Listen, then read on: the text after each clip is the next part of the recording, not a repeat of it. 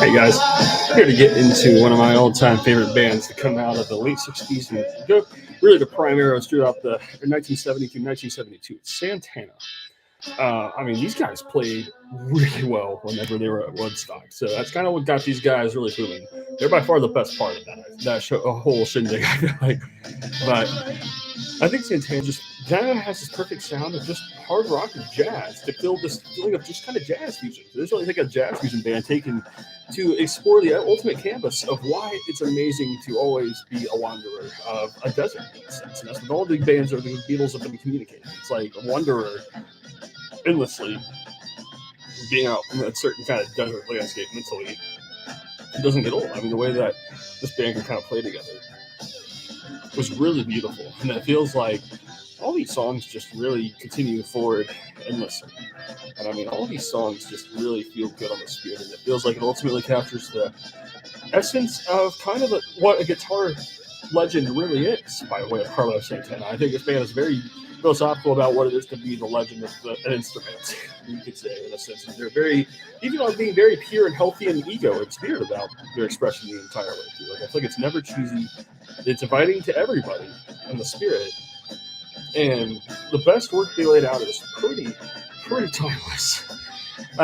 So yeah, starting with the self-titled album Santana in 1969, I think they had to take off with Woodstock to really kind of build the ego to kind of build themselves for their albums. But I think that this album is just okay. It just feels like it's mostly just kind of a lot of the boring stuff, a lot of that psychedelic stuff going on in the 60s. But boring, and again, by 1969, a lot of this was becoming stale. So, this kind of had to move forward into something else. Like, that's where a lot of progressive rock, all those kind of genres kind of took it, expanded that canvas to somewhere a little more down to earth and energetic, but more, spacey all the same. But I mean, yeah, there's just not a lot to say about this album for me, though. It really feels like it's just kind of building up to the wonderful, wonderful album Abraxas, which they made in 1970. And I mean, this is a great album. I really grew up loving a lot of spades of what this album lays out by way of the keyboard. And it just feels like every single song on this album, except like there's a few songs like Mother's Daughter that kind of rambles a little too much, but it all feels like it's just good music in the purest sense. It feels like the opening track on this is just perfect. Like, kind of capturing a mood and atmosphere that builds up to like what the guitar playing in Black Magic Woman. And I mean, the way it all builds up in the way that Gypsy Queen. It's a really influential, I think, song in the power of music in general. And it smells like "Oi, come over." I mean, that's a pretty great one. That one it's played a lot. I mean, it doesn't really get too old. All the guitar solo, that's what it always comes down to. It's just like Jimi Hendrix. It's like it feels like ultimately the guitar work is what you come to the show for. Although you end up falling in love with all the other instruments, kind of backing it up just as much. Like, that's how Jimi Hendrix creates operates, and Santana as well. It's a great album. I mean, I highly recommend Abraxas to just about anybody. It's just one I can put on. I hope you're feeling better. It just really feels cool. Like, it just hits in a perfect kind of way. And then Santana III in 1971. I mean, I think I like that one just about as much as Abraxas, but it feels like, again, I get to a point with Santana, and I think that's the point of them. I just start drifting. I don't really care too much with the song titles anymore. I just get into a whole new kind of meaning of what music really is. This is different than how I perceived it growing up, largely. It is to kind of just perceive it as a never-ending moving spectrum with no label whatsoever. And it's just like, the further you get it, unless you want to attach labels to anything that you're perceiving, just let it be that perception, as the best bands, I think, we're communicating in this time. Yeah, like, some of these songs just really feel like everything's coming our way. There's just something really jangly about this sound, and it feels like it's just all relaxing all the same. And it's just a drift to this album. It just really does feel good in the spirit. I mean, stuff like Soul Sacrifice is awesome. I mean, yeah, it's just like nothing stands out strongly in some of the songs in the Abraxas, but I like it when albums are like that. Sometimes they gotta get like a song that's really definitive.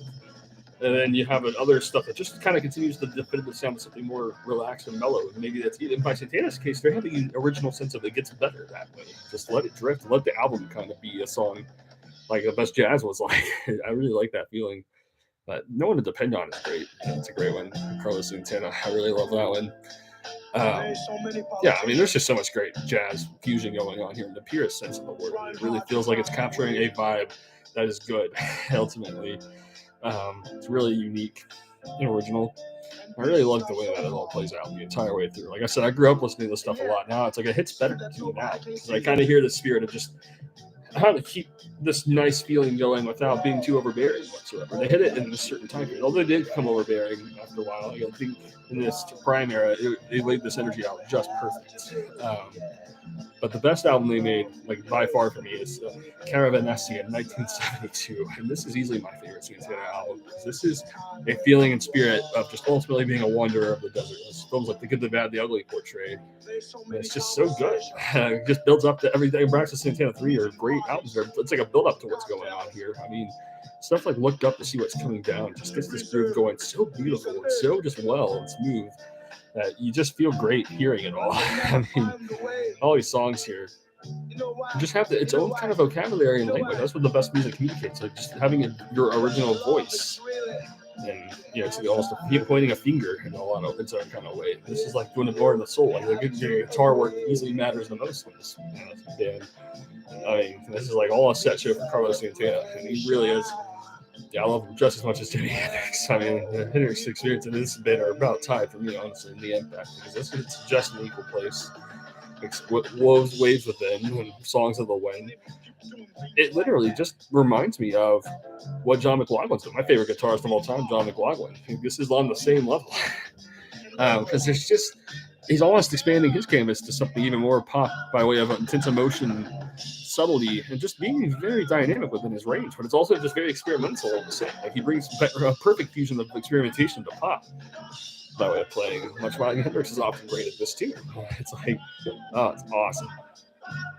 And I love the way it kind of continues a lot of the foundation, like a lot of influence from like what a lot of Chick Corea was doing and stuff like Return to Forever. I love that. Like, this is the year 1972, so again, the original art is happening this year. A lot of continuation of like Herbie Hancock spirit feeling also, and just mysterious ultimately. It feels very mysterious. It feels very great. And I mean, almost just like a sense of paranoia even looming over a lot of it. It's the best art I think communicates. Almost like calm, like it portrays something paranoid and somehow you always feel calmer having gone through it. But it just portrays that feeling that way of jazz music. And all the love just continues forward in such a perfect kind of way. The band just plays, man. Like they really can play. And I mean, it continues a lot of my favorite album of all time, in a silent way, by Miles Davis. Like it continues with some more synthesizer kind of energy, and just what it is to just be in an endless score. Just what it is to just feel good in the soul and spirit, and just endlessly. That's the jazz feeling going into it.